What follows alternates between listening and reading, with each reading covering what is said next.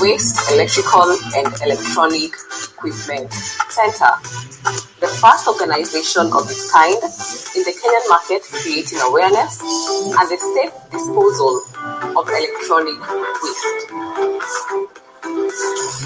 The 21st century is characterized by a boom in the use of technology. We are closer to gadgets than ever before, with an estimated 84% of the population using smartphones daily. For every 1,000 metric tons of e-waste disposed in the environment, there is a carbon emission of 1,400 metric tons into the atmosphere. WEEE Centre excites me because it's about addressing the environment.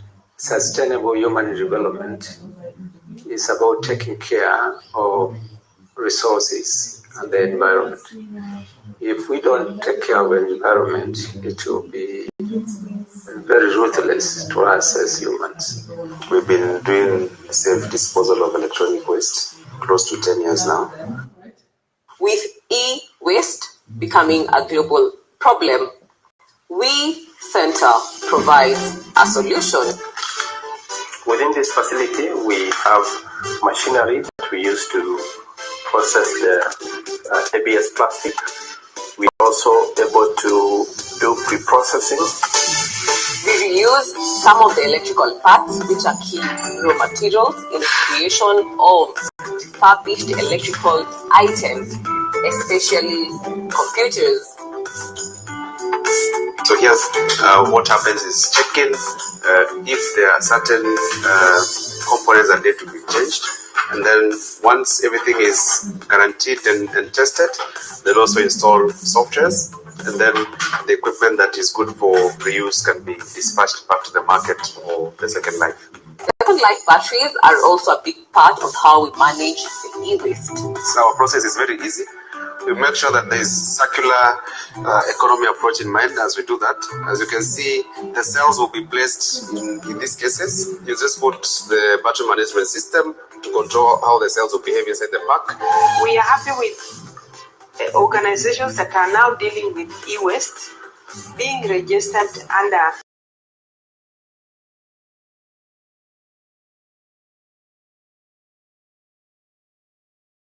even in terms of the development of the Sustainable Waste Management Act. We have a museum here. So the museum has certain equipment to show how things evolve in terms of technology. So you have equipment that was used in 1930s. We are now seeing organizations and regulators making it a requirement that corporates who want funding, support from external financiers, become also responsible and can be able to showcase the impact they have created on one, positive climate change, environment and sustainability. I want to take this opportunity to thank WEEE Centre for their good work of ensuring that our products are disposed of well and to ensure that the environment is not polluted. I can encourage every electronic company especially to ensure that they follow this route.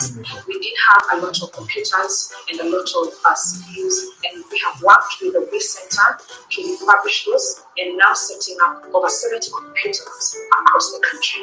These computer labs give the children who are in those institutions an opportunity to be engaged from a digital perspective. I wish more and more institutions, especially the educational institutions, should partner so that we make this environment very clean and sustainable for our next generation. We involve the community in the work that we do, and that's why we have established a lot of partnerships. We have Safaricom, telecom company, as well as Airtel. Apart from that, we have recently signed up an MOU with the Total Energies, and we are looking forward to establish collection centers across the country. WEEE Centre aims to protect the environment so that it can sustain life, and we hope that you too can be part of the journey. It's a journey that we can't walk alone. For investors, there are huge opportunities to invest in this space. My appeal to leaders, especially in Africa, is to make sure they take electronic waste seriously.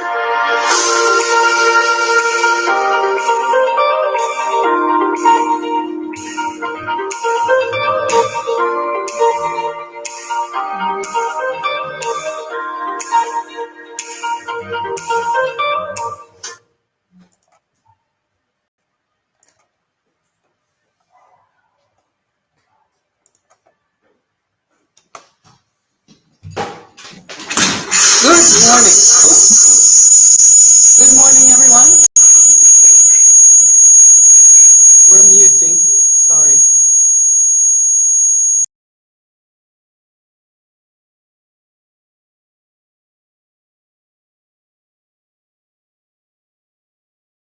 Okay.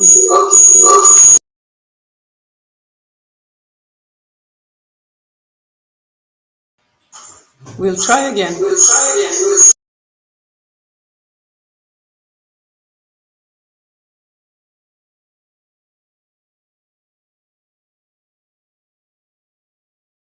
Good morning. And warm welcome to the second African International E-Waste Conference, live from Nairobi, Kenya, and many other places during today and tomorrow. I am so happy to see that we already have 72 participants ready to interact. I want this to be a session throughout the day where you feel you can come with your questions, your input, your comments to all the different speakers and the topics that we are presenting today. So my name is Simone Andersen. I'm the Chief Commercial Officer at WEEE Centre. And on behalf of the whole team at WEEE Centre, I wish you all the best and very welcome. We're going to have a great day and tomorrow as well. So please stay tuned. Today we will start with, I'm sorry, I'm looking down where I have my notes, of course. We start with opening remarks. And then we have a keynote address. Later on, we have sessions on legislation policies, like the extended producer responsibility. And then we will talk about vocational training, the need of capacity building in the industry, the good examples of reuse, refurbish, remanufacturing, and that industry, what is coming and the opportunities we have there. And also the role of private sector when it comes to promoting positive changes, when it comes to climate effects, environmental and social accountability. Ending off with green procurement and sustainable electronics today. And also in between, you will take part of listening in to startups from the Circular Innovation Hub, where we're actually sending from today. So that's going to be exciting. Tomorrow, we continue then with the topics of bridging the digital gap with ICT and also having a safe end-of-life solution for such. We will have urban mining of e-waste materials, the quality routines, the problematic fractions around, logistics also, and storage is important since we just can't have it up in the open air. We want to talk about some innovations or new technologies, ways to do this in Africa. We'll see if the technology of let's say Europe is suitable here, or should we alternate somehow?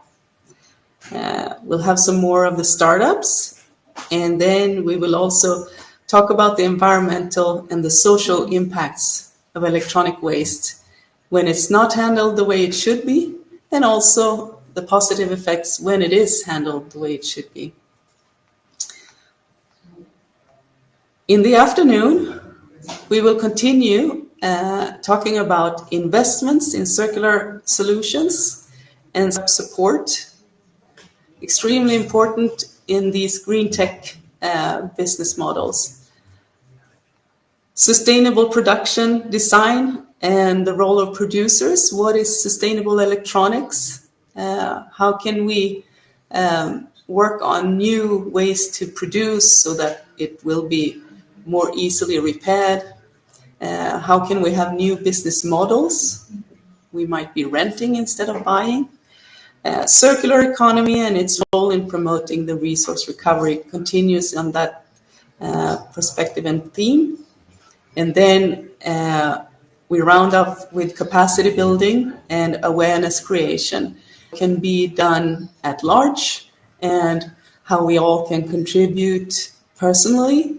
And I see we already have a question in the Q&A section to the left on your screen.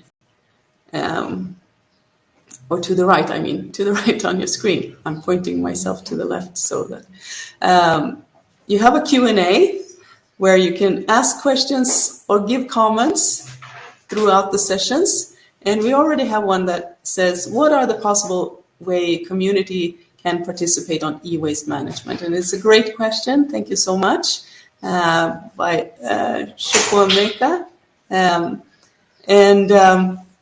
That is something we will discuss tomorrow afternoon, but of course, anyone who also has input and replies can do that in the chat and we will bring it up. You also see something called polls in this list. And in that list, I would like you to go in right now. The question which is up is, where are you joining from? We have some different alternatives. Kenya, I know that might be the most part of participants from Kenya since we are here and our networks are mainly here, but I hope you also spread the word in your networks in other countries. So you can choose by Kenya, Asia, Europe, other African countries, America. Yeah, those are the alternatives. So if you live somewhere else, that will be hard. Kindly go to the polls and click, and we will give you a few minutes to do that. Not minutes, I'll give you maximum 1 minute. All right. And then I hope you take a chance to navigate throughout our system. We have the lobby where you can find each other and the speakers and actually book conversations and chats, which can be done in the platform during these 2 days with all of us, me included. Of course, I won't have the time to do it during sessions because there's a lounge and then you can also see the panelists in the panel to the right.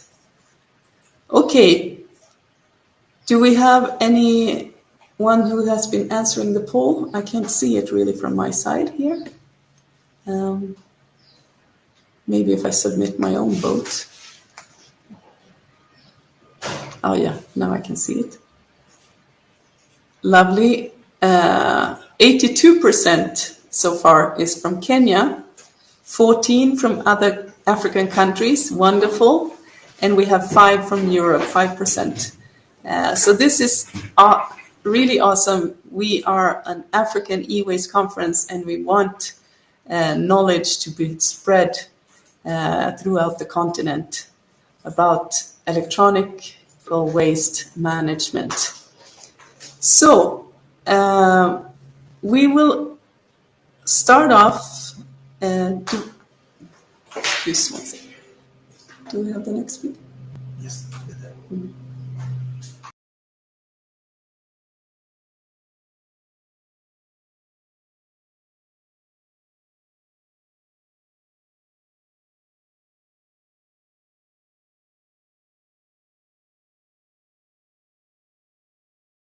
So, with no further ado, I would like to introduce to you for our opening remarks Mr. Matano Ndaro, Senior Director at the Communications Authority of Kenya, representing the Director General Ezra Chiloba. Mr. Ndaro, the floor is yours. Thank you, Madam. And I hope you can hear me clearly.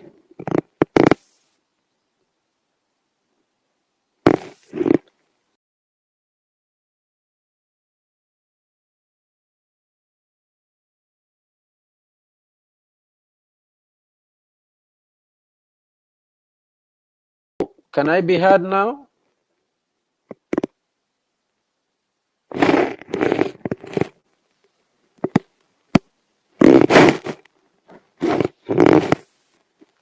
Can you hear me? Because I can't hear anybody. Yes, I can see people saying they can hear me. So good morning, colleagues. As you just heard from Madam Simon, my name is Matano Ndaro. I'm representing the Director General, Mr. Ezra Chiloba. Thank you very much for the invitation to address this occasion, to discuss this very important subject on electronic e-waste management, which can both be a menace as well as an opportunity, depending on the kind of processes and technologies that we have in place to harness the potential to turn this waste into beneficial products that can also better our lives. And so I'm going to read the remarks of the Director General. We were expecting that Madam Cabinet Secretary would be available, and therefore I will start my salutation by Kindly honoring her. adjust your microphone a bit because it's touching your collar. So can you hear me now? Perfect. Thank you so much, and apologies for that mishap. As Cabinet Secretary, Minister of Environment and Forestry, the Honorable Soipan Tuya, Pascal Leroy, Director, West Electrical and Electronic Equipment Center, Forum, Ibukun Faluyi, Executive Secretary, EPRON, Nigeria, Rebecca Rhodes, Project Manager, Consumer Protection and Technology, GOGLA, Marcel Rakowski, ROG Reverse Logistics, 20 PRLs, James Molulu, International Consultant, Malcolm Whitehouse, AST South Africa, Garam Bell from the International Telecommunication Union in Switzerland, Dr. Tom Musili, Founder and Chair, West Electrical and Electronic Equipment Center, Boniface Mbithi, CEO of WEEE Centre Kenya, distinguished guests and speakers, e-waste stakeholders, ladies and gentlemen, good morning. I'm thoroughly pleased to join you this morning at this second African International Conference on Sustainable E-Waste Management and Recycling. The theme of promoting positive climate, environment, and social accountability action is very appropriate, coming at a time when the world has converged in Egypt to tackle the urgent and important agenda of climate change. This has a recognizable nexus with sustainable e-waste management as a means of achieving a circular economy for the benefit of humankind. Let me take this very early opportunity to thank and congratulate the West Electrical and Electronic Equipment Center, WEEE, for organizing this continental conference. I notice that it will provide a perfect opportunity for the stakeholders to evaluate the past efforts to address the e-waste challenge, which is a byproduct of the milestones we have achieved in enhancing access to ICT for our people. The Communications Authority of Kenya, being the ICT regulator, takes a keen interest in this area by virtue of the fact that the very industry we regulate is probably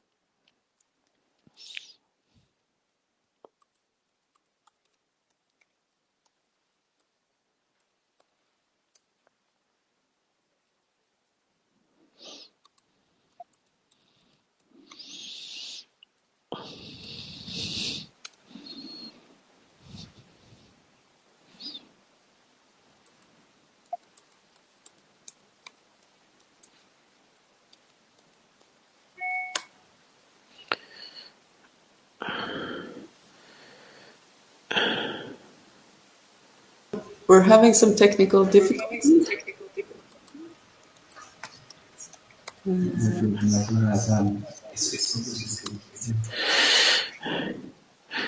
Sorry, I had a small challenge, but I hope you can hear me now. You're good? Very good. Sounds like I was speaking to myself. So I will go back to my comments. And The Communications Authority of Kenya, being the ICT regulator, takes a keen interest in this area by virtue of the fact that the very industry that we regulate is probably both the greatest user of electrical and electronic equipment, as well as the largest generator of e-waste. We are aware that the COVID-19 pandemic, which has had a dual impact on the region, is still having an impact as the region recovers from it as we have this conference. On the one hand, the pandemic has severely damaged our economies and hindered key growth indices. On the other hand, however, it has prompted an increase in ICT adoption, which has been crucial in addressing the COVID-19 burden as people worked from home and educational institutions embraced e-learning. Ladies and gentlemen, dear colleagues, the authority is cognizant of the fact that e-waste poses hazards not only in Kenya, but also throughout the region and the world at large. And there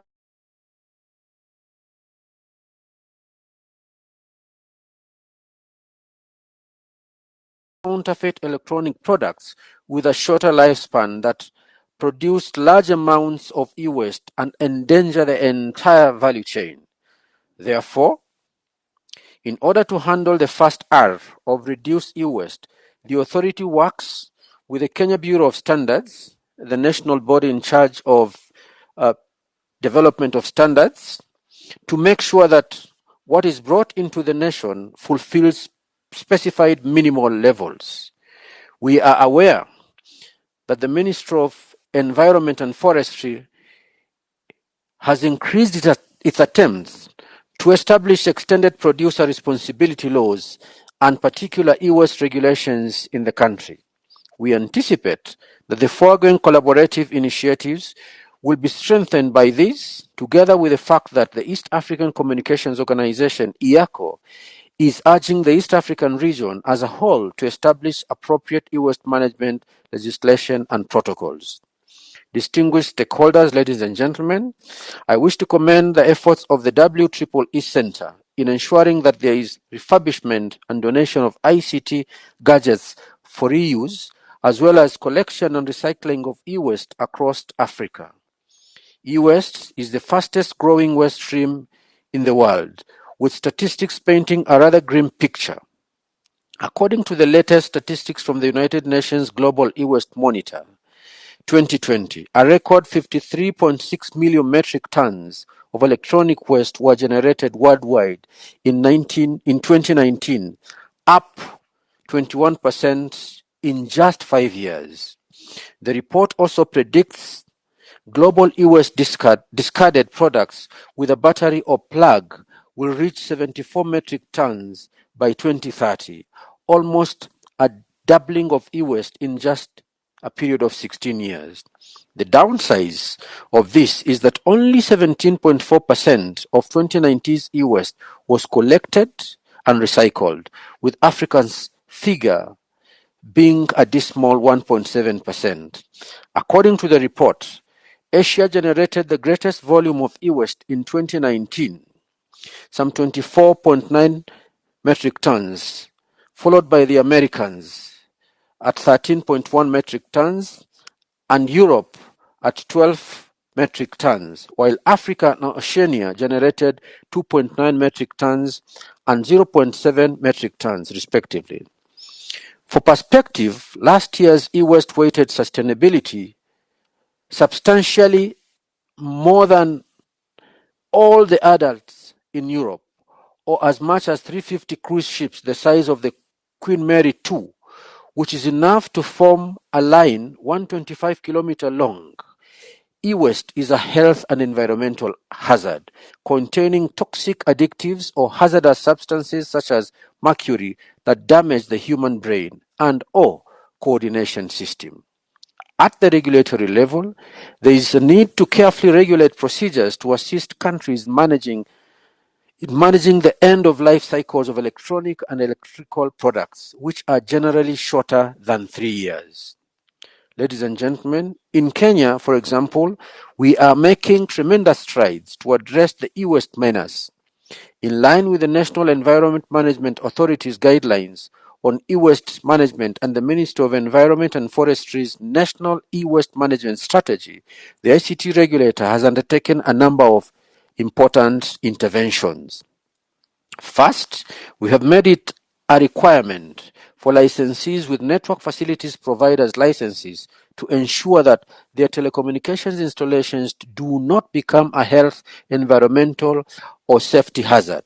Secondly, that such facilities are not in contravention of any statute, rule, code of practice, guideline, or regulation on public safety. Last but not least, the permits are necessary to guarantee that the license systems abide by the pertinent environmental regulations.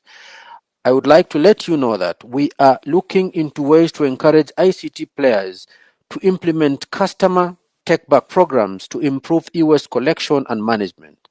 We appreciate that Safaricom PLC executed the latter on its own initiative. The Kenyan ICT policy also contains clauses mandating ICT service providers to control e-waste produced by commercial operations. Distinguished participants, ladies and gentlemen, the authority is active in the regional initiative in this area, where we are participants in the ongoing e-waste management activities. Indeed, we chair the technical working group responsible for e-waste management and green ICTs within the East African Communications Organization, IACO. The authority also participates in e-waste management at the international level through various initiatives rolled out by the International Telecommunication Union, ITU. Let me give an assurance that we remain committed to the ideals and ongoing efforts on e-waste management and will stay committed to the principles of the environment and circular economy. Ladies and gentlemen, with those many remarks, it is now my singular honor and duty to declare the Second African International Conference on Sustainable E-Waste Management and Recycling officially open. I wish you all fruitful discussions and I thank you for your kind attention. Thank you.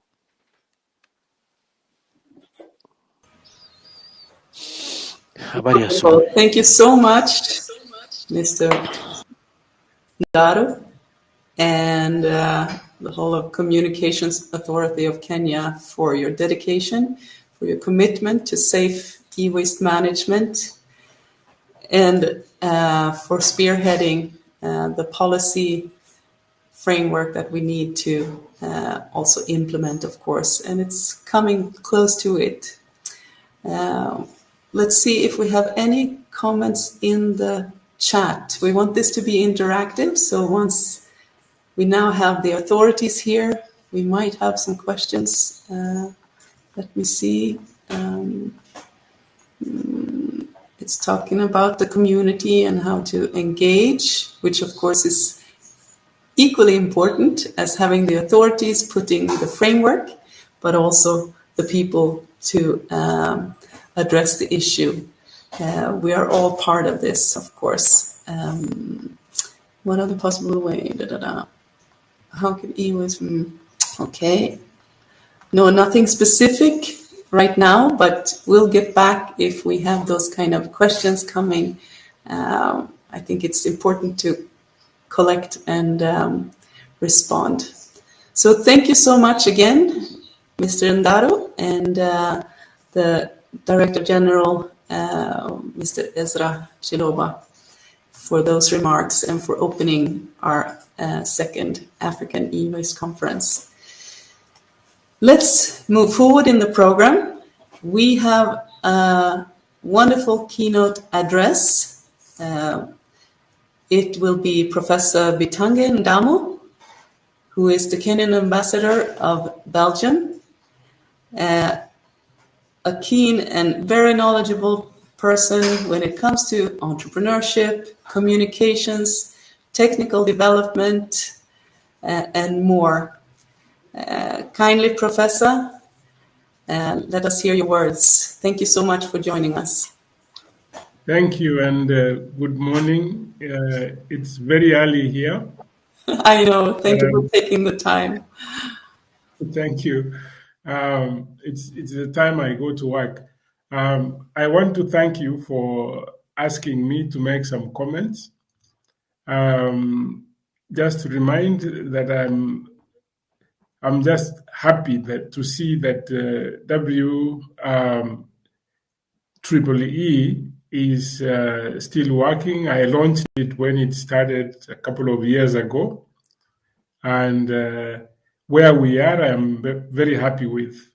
But I have seen, especially having traveled, especially here in Europe, there are some ideas that I want to share so that we can improve on our e-waste management. You had Matano gave some statistic, and those are very critical in understanding the direction we are going with respect to e-waste management. You can see very easily that the more developed the country is, the more e-waste they have. Africa is beginning, by 2030, almost 50% of African countries would be into the middle income. But in as much that is good, middle income also there is misbehavior with respect to utilization of resources like electronics. Having worked in Kenya very closely, both with the informal and formal sector, there are interdependencies which are very critical with respect to managing e-waste. I say this because during COVID, I remember we had some women whom used to come to the university for a number of issues. And then they asked us if we could help because the shutdown was killing their businesses. And the first thing we asked them if they had any smartphone. But within a few minutes, we called people. People got some old smartphones, gave them, and we took an hour to train them on how to use it, take pictures, send the supplies they have to their customers, and within 2-3 hours, they were in business, selling their produce to people who were locked up because of COVID, and leveraging the motorbikes. Actually, the enterprise began to flourish. Today, those women are not in micro enterprise, they have grown a little. The reason why I'm saying this is that either individually or from the organization, we have the capacity to be part of the circular economy. Many people have smartphones in their homes, which they don't require, but there are people who need those phones. What I'm trying to talk about is the ecosystem that becomes the circular economy. But in the meantime, we also must begin to maintain data. And I would ask Matano that we, from the regulator's point of view, we need to have very good data on how much we are generating, where most of that goes. Then we begin now to go, if it is institutional generators like government offices, then we lobby the government that the Procurement and the Disposal Act has some provisions for how e-waste is supposed to be managed. I know governments have tons and tons of e-waste which has not been disposed, which sometimes lies there. We need to have a mechanism under which the government can responsibly dispose some of their e-waste, including also the private companies. What we haven't started to do is research precisely what is happening with our e-waste ecosystem. And this we can work with universities to see if we can sponsor some studies to understand the entire ecosystem and also find means of sustaining the collection of data, what type of e-waste and how it is disposed. And from there, we begin to understand the entire value chain of e-waste. Where does it go? For example, last year I was at, I think last year or this year, at the WEEE, and I was impressed that we are getting batteries out of some of the e-waste products that they have, meaning they are beginning to create new value chains. Point number 2 is somehow we need, this is for my friend Musili, that now we need to go into communities. What happens here where I am in Belgium, every community has an e-waste place where when you don't want something, you actually take it there. And then you leave it there, then they dispose it. The reason why they do that is that if you had a computer which you want to dispose, if you take it there, I can also go there if I needed a small item which I can put on my computer in order for it to have some more life. I get a place where to find and exchange. And while I'm on that, we also need some space within communities that what you don't need, you can take it there, and somebody who needs it can actually take it from there. For example, the mobile phones, I know people have several phones in their homes which they are not using, which they can take somewhere. And like the first example I gave you, they can know that if I go here, I can pick up something here and use it before its life expires. So community engagement or community collaboration where we can be able to begin to manage some of the e-waste. Then we need to create very close partnerships, especially with the National Environmental Management Agency. They have a lot of powers under which we can leverage to begin to clean up our environment. This is very critical because without us collaborating with NEMA, for example, then we lose the entire space where we can begin to do, even the academics can come to do the research. We can manage this more in a better way, but we can only do it if we begin to partner, to work with those who have gone ahead to develop systems for managing it or creating value chains and create a better environment for future. We need to do it now so that it becomes a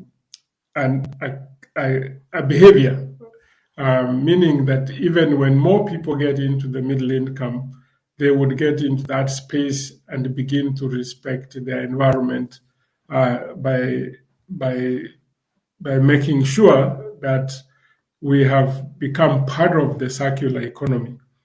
So those are the few comments that I had, but I'm simply happy that Tom invited me to come and speak to you from here. And I don't want to repeat what the words of the Director General with respect to numbers. Everybody understood that. So thank you very much. It's a little cold and morning here, but I wish you all the best. Thank you, Professor Thank you so Balozi. much, Professor. Kindly, yes. Mr. Ndaro, feel free to comment and give remarks. Professor Ambassador Bitangendemo, especially in respect of the need for us to collaborate more. Indeed, we work very, very closely with both NEMA and KEBS.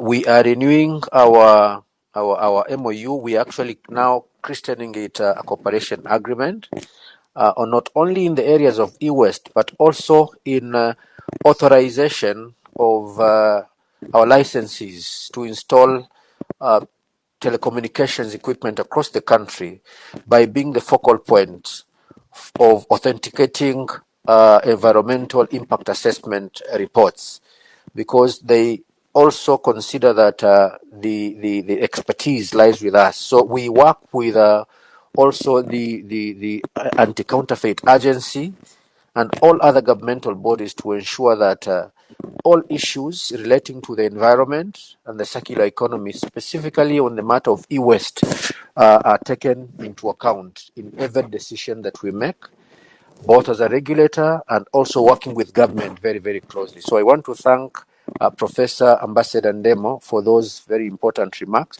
and also the element of collaboration with academic institutions, especially our universities.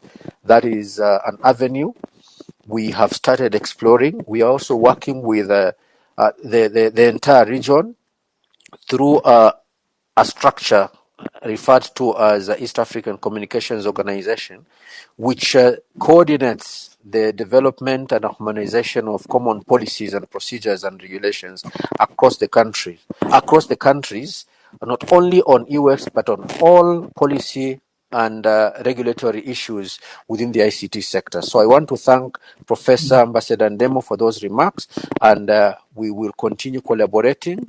And also thank you once again for putting together this conversation so that people can exchange ideas on the best way of harnessing the potential. I must emphasize the potential of e-Waste to turn it into useful products. I've heard professors speak about countries now that are able to turn e-Waste into mobile device batteries. I think there's a lot more that can be done, apart from now ensuring that electronic e-Waste does not harm the public in terms of health and other related maladies. So thank you very much, and I once again wish you fruitful deliberations. Thank you. But you need to touch on the Procurement and Disposal Act. That's where the headache is. Yes, I think the disposal process is a bit stringent, because I think the old law, I think even the new law provides for donation of any asset that has outlived its useful years, but it doesn't specifically speak to disposal of e-waste. I don't think the words e-waste exist in that law. It is just about disposal of any assets that have been fully depreciated through the means that are articulated in the law and the attendant regulations. So perhaps it's a conversation that needs to begin for amendment of that law. Give Tom a minute, because we have started working on it. Yeah. And I don't know whether if Tom can make a comment.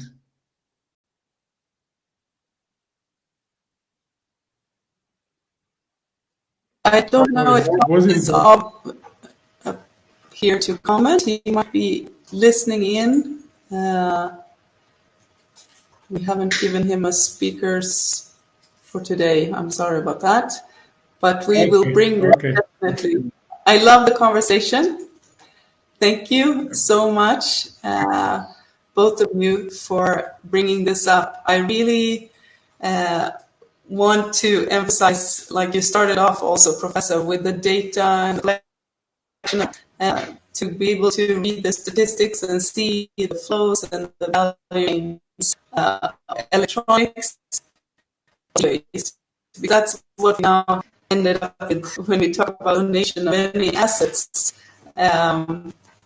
Sure, it is very good as long as we can use, whether that is happening the way you explained you're doing now in Belgium, where you have pretty much a reuse give and take option close nearby home. But you can also dispose close nearby your home, which is, of course, the drop-off points that we are trying to wonderful partners around Kenya. Madam Simone, apologies. I'm actually reliably informed.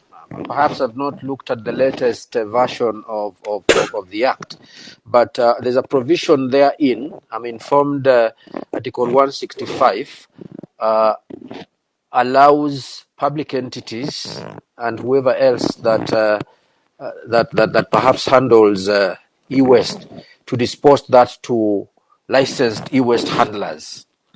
The number of e-waste handlers is what we may need to confirm, the operational structures and frameworks, and whether we have actually started disposing e-waste to those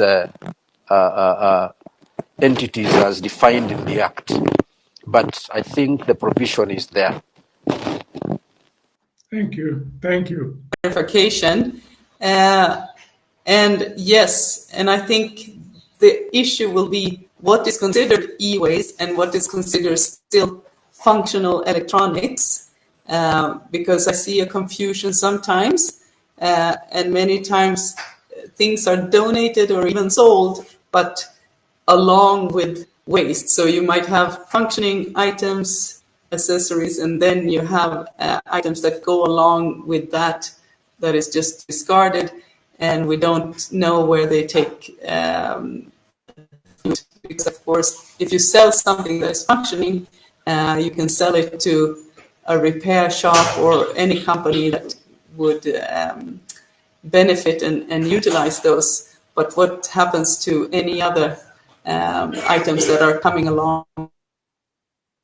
So yeah, very good. Thank you. And then when it comes to research, very good that you mentioned. There is some now happening through NEMA and the World Bank funded projects for UPOP pollution and tracing where that is happening due to electronic waste connected to that. GIZ is going to do an assessment as well, but surely there is much more needed. So that is the area of research that is lacking is to come up with the value chains. What can a PC become after it becomes waste? Several countries are doing value chain studies. Is there value after this? What value is it? That is the space that is not being exploited in Africa.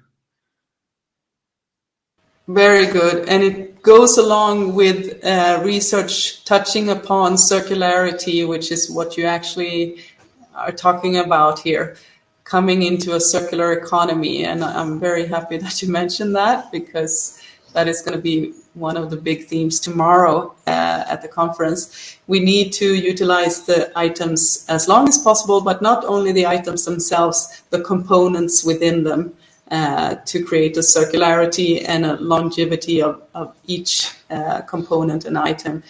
So we don't just crush them down to melt and recycle, which is taking so much more energy and resources than if we could dismantle and utilize that. So thank you for that remark.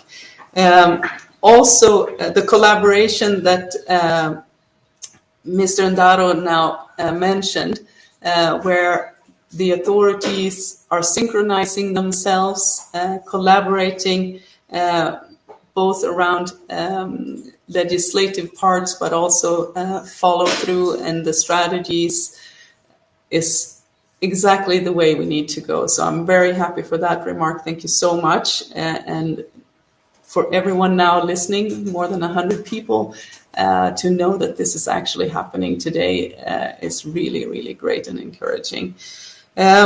So we need to harness the potential. We hope that today will actually show what is happening around in Africa.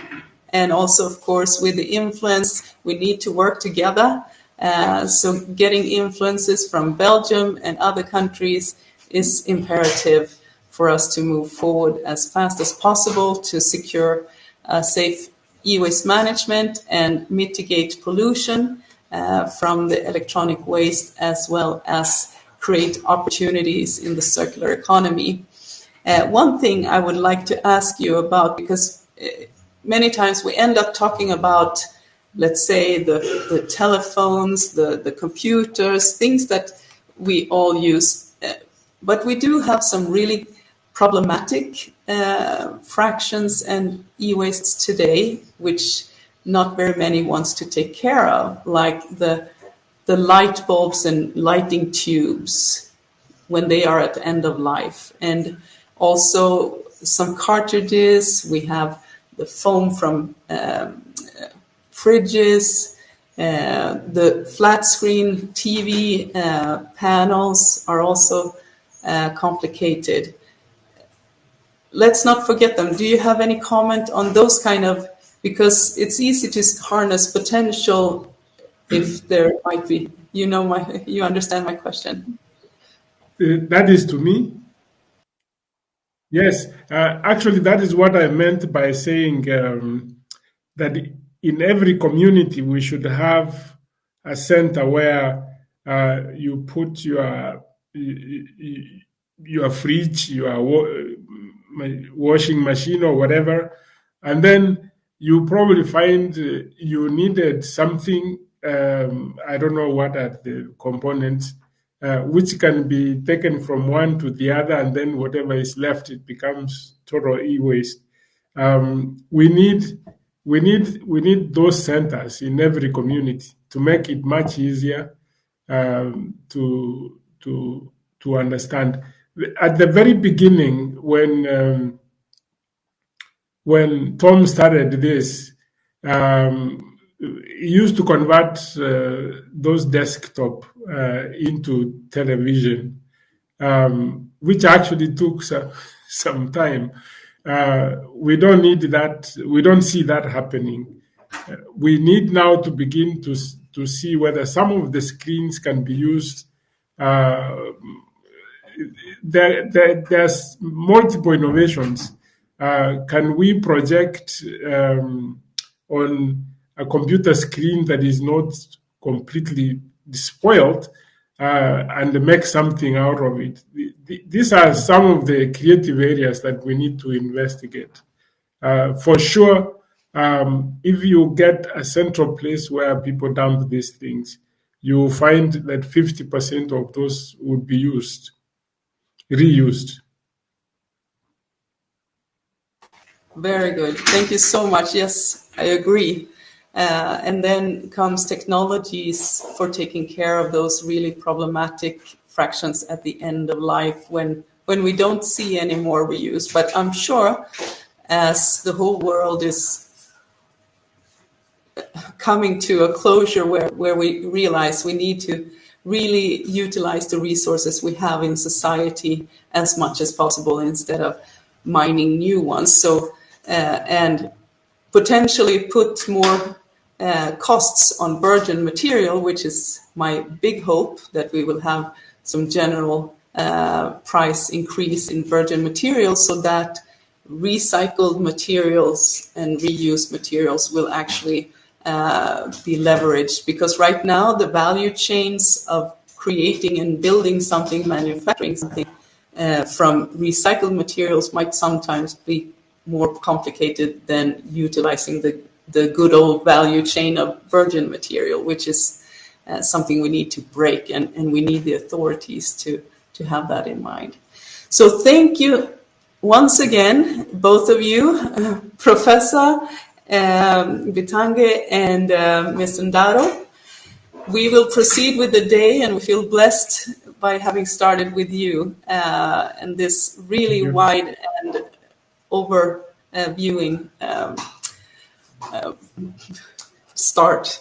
I mean, this is where we need to go. So thank you so much. Have a lovely day, and hope to see you tune in maybe as a participant or attendee later on. And otherwise, if I get questions, I will reach out to you to also share them so that we can continue the conversation. Thank you. Thank you.